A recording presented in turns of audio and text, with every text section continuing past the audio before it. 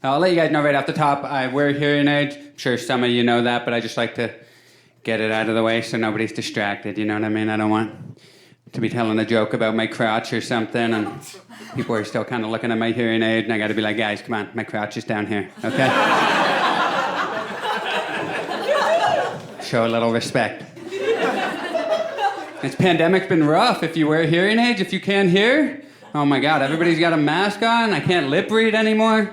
People used to always ask me, like, how much can you actually hear and how much are you lip reading? And I was never able to do the math, you know? But, now that everybody's been covering their mouth, I was finally able to run the numbers. And it turns out I'm lip reading 100% of the time. So, yeah. I thought I was hard of hearing. Turns out I'm full on deaf. Just wearing these decorative earpieces for no reason at all.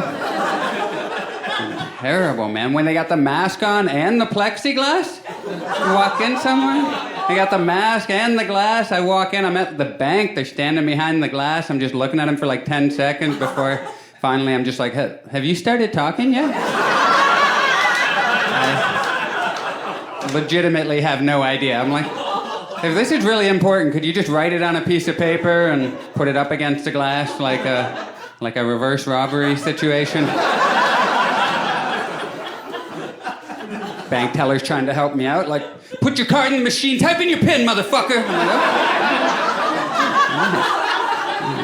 oh. A bit hostile. I appreciate the accessibility, though. Thank you. Crazy, man. I can't hear anything. I'm just going through my day-to-day life, just butchering every conversation. Last time I was at the grocery store, I recorded it on my voice memo on my phone so I could play it for my wife when I got home. I was like, can you let me know just how badly I'm messing up this conversation? And I played it for her when I got home, and she was like, oh yeah, it's bad. It's really bad. Because I walked up to this cashier, right, with my groceries, and I should let you know, like, now when I can't hear, I just say yeah. Like, I used to have a bunch of words I said, now I've just narrowed it down to one word. I can't hear you. I go, yeah. Or I do a little laugh. I go, I like to keep it positive while I slowly disengage from society, you know?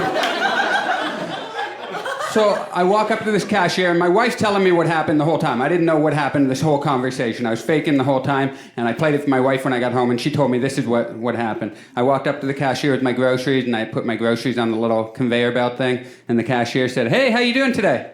And I said, yeah. He was like, okay, you need any plastic bags for your groceries? And I was like, yeah. And so he gave me some bags, and I was like, oh, no, thanks, I brought my own. And he was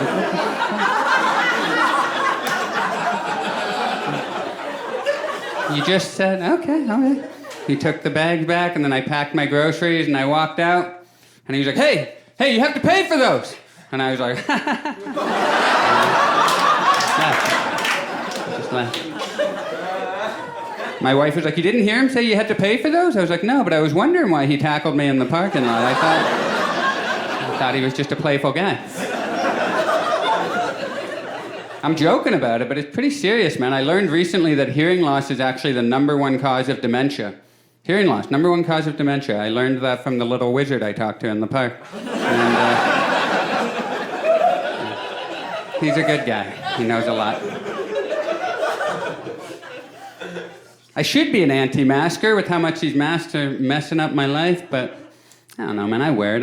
COVID ain't no joke, you know. I wear the mask, but I felt the power of being an anti-masker last summer. Like, I understood what it means to be an anti-mask. I went to the airport last August. I had a gig out of town, so I went to LAX, and we didn't have to wear a mask in LA for like a week. It looked like things were getting better. You remember that little? It was right between the 17th and 18th wave, and.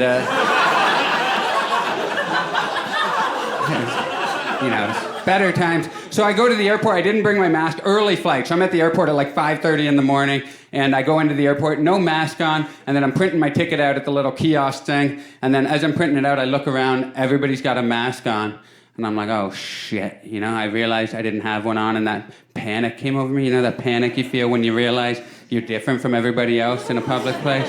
I was like, oh shit. But then that panic turned into the opposite feeling you feel when you realize you're different from everybody else, you know?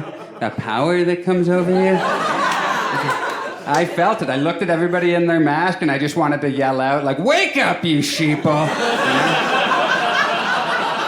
I felt it. But I didn't yell that because I'm a huge pussy. But I am, I can admit that. I'm not like the world's biggest pussy, but I'm on the spectrum, you know? I got some pussy tendencies, for sure. So I just stood there and waited for somebody to come yell at me, and a security guard walked up to me, and he just walked right at me. He was like, hey, you got to put a mask on. I think that's what he said. He had a mask on, so I didn't hear him, but...